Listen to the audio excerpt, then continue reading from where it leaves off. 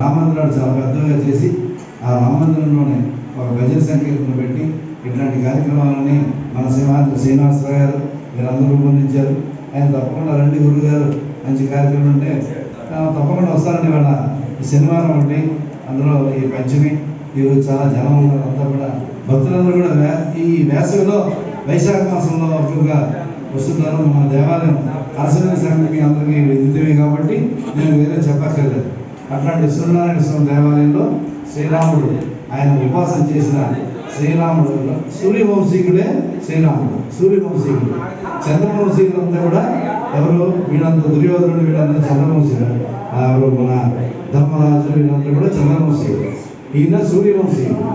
అట్లాంటి సూర్యవంశీయుల స్థాపకుడైన శ్రీరాముడిని ఇక్కడ పెట్టినందుకు ఇక్కడ చక్కగా భజన నామ సంఖ్య 8 నుంచి జరుగుతున్నది.